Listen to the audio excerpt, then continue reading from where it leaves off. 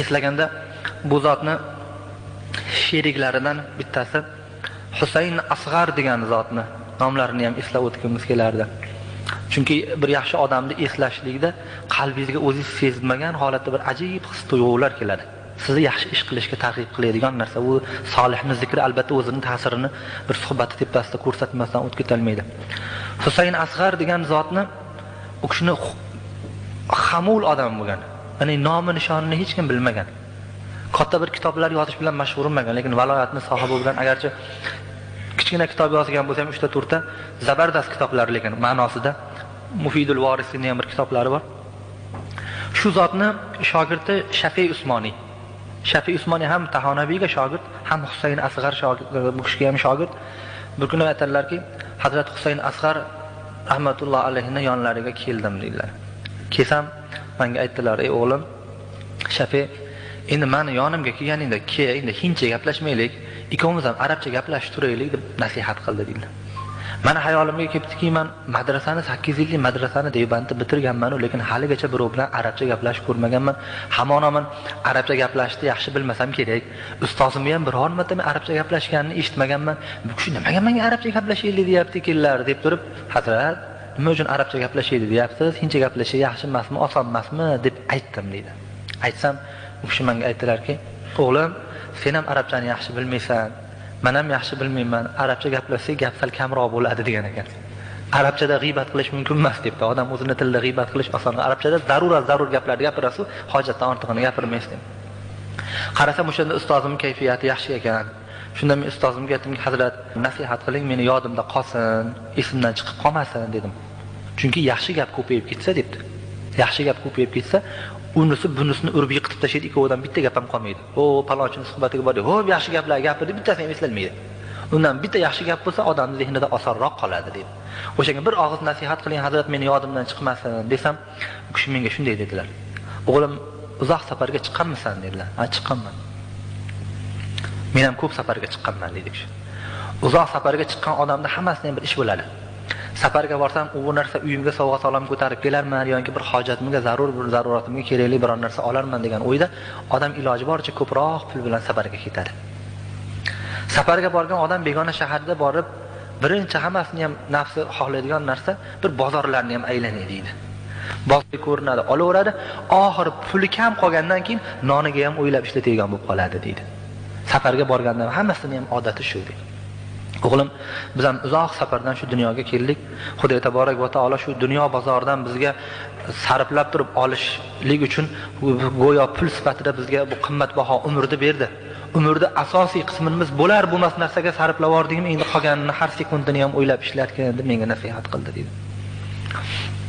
Ustozim qarib qolgan vaqtlarida Deoband shahrida bir fohisha ayol bo'lardi dedi.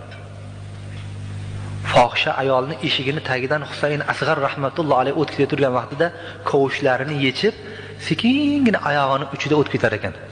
Mavlona Muhammad Shafiy Usmoniy shu ustozimni shu holatni ko'p marotaba ko'rganman dedi. Lekin so'rashga xijolat bo'lardim dedi. Shunday zabardast katta olim, Tahonaviyning ustoziga shogird bo'lgan odam, Tahonaviyning sherigi odam bir fohishaning uyini oldida nima uchun kovushini yechib oyog'ini uchida o'tarkan deb o'ylardim dedi. Bu kuni kayfiyatlarini yaxshiligini poylab turib so'radim dedilar. Hazrat, o'sha fohishaning eshigini tagida nimaga oyog'ingiz uchida o'tib ketasiz kovushni yechib desam, u kishi menga shunday dedilar: "O'g'lim, shu fohisha bir payti juda zo'r shaharda oldi fohishasi bo'lgan. Buni bozor rosa qizigan. Buniga har kecha yangi erkaklar kelardi. Endi qarib birov kelmay qoldi buniga" deb. Endi vaqtiki men buni kovushim bilan eshigini tagidan o'tkazsam, kovushimning ovozini eshitib, "O, manikiga kelyapti shekilli" deb tursam, men buniga kirmasdan o'tib ketib qolsam, bechoraning ko'ngli o'ksamasin der ekan. Odamni dilini og'ritgan odam hech qachon avliyo bo'la olmaydi debdi. Ular o'shan uchun vali bo'lgan ekanki, fohishani ham ko'nglini rioyasini qilgan deydi. O'shani ham dilini og'ritmaslikda rioyasini qilgan deydi.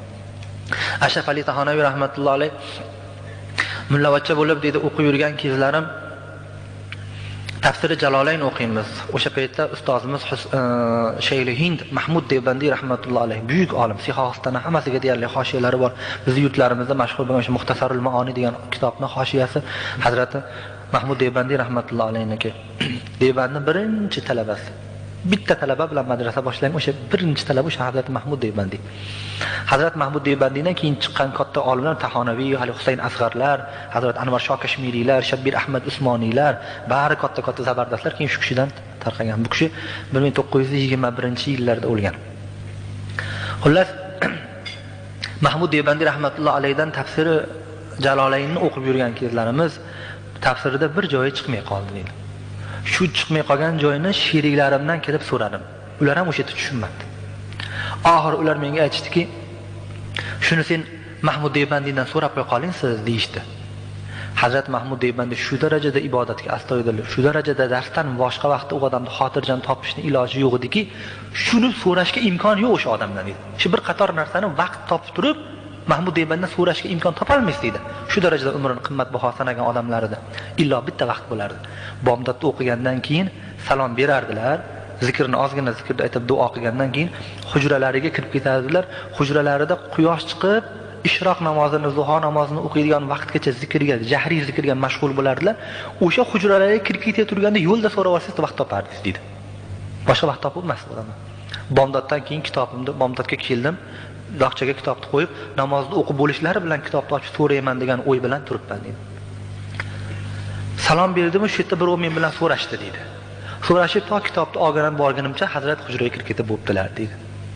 O'zimdan o'zim qattiq xafa bo'lib ketdim. Ey Rasululloh, sen dunyoning ichiga yugurib yorarding-ku. Nima uchun bitta Qur'onni, Xudo taoloning Qur'onidan bir oyat tafsirini so'ragani, nima uchun shoshilmading? Dunyo bo'lsa birovga qaramasdan yugurarding deb o'zim keyin achchig'im kelib, o'zimni qarg'adim, so'kdim, aytdim nafsimga. Ey badbaxt, sen shu dunyo uchun shunaqa qilib birovning ko'nglini olaman deb turib shoshilding. Ha, kechga qolding. Endi senga shunday qilib jazo beramanki, Hazrat zikrini qilib bo'lgunicha eshik tagida oyog'ingda turasan deb, sovuq vaqtda qishda edi deydilar. Ustimda hali qalin narsam ham yo'q. Nafsimga shunaqa qilib jazo bergim keldiki, Hazrat zikrini qilib bo'lgunicha eshik tagida turasan dedilar. Turdim deydi. Hazrat sekin ovozlari ko'tarilib zikrlari baland bo'lgan sari shu darajada meni qizitib yubordiki zikr deydi. Ko'chada turgan odamman, hatto sovuqlar ketib terlashga tushdim deydi. Xudo taborak va taolo mana shu yaqinda shunaqa katta maqomli sohiblarni Xudo chiqargan. Shunday qizib ketdim. Oxiri ishroq namozini o'qib bo'lgandan keyin Hazrat hujradan chiqdilar dedi. Chiqdilar, ko'zlar qizarib ketgan, betlar qizargan, peshonalaridan ter oqib turibdi. Zikr bilan shunaqa terlab ketgan odam ekan. Sovuq vaqtlari dedi. Keyin Hazrat meni ko'rdilar, Ashraf eshitdi, nima qilib turibsan dedilar.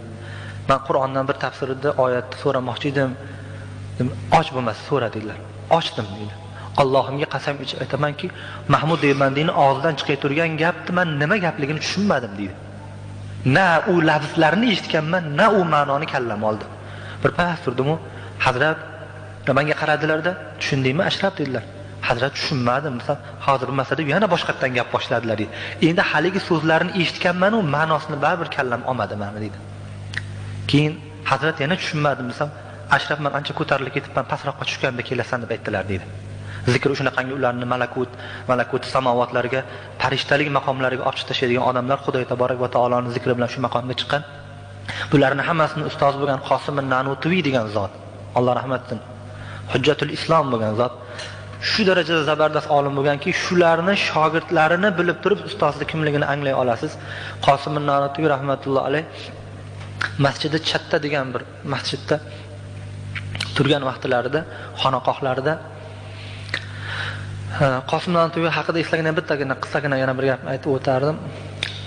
Qosim Nanutiyning davrida Angliyadagi o'sha mustamlakani egalari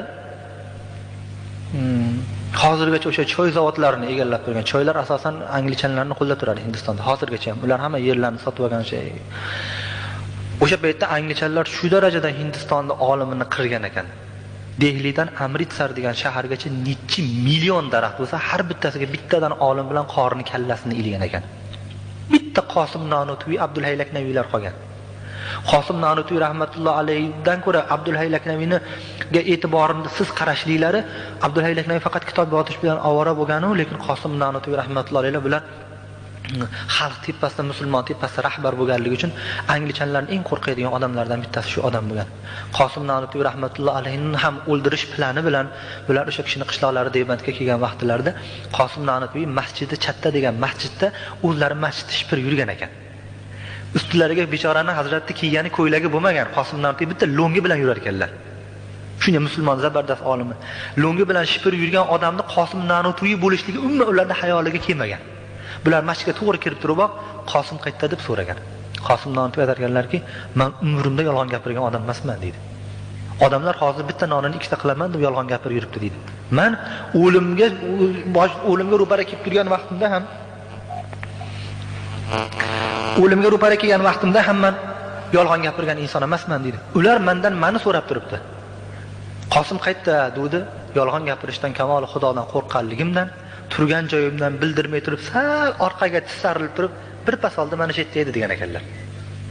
Bir o'sha yerga ishora qilib turib, bir pas shu yerda deganda, Qosim shu yerda ekan-u, hozir betdan chiqib ketib qolibdi. Ular yarim baqa chiqqanda chiqib men ham qochib o'rganman keyin deganlar.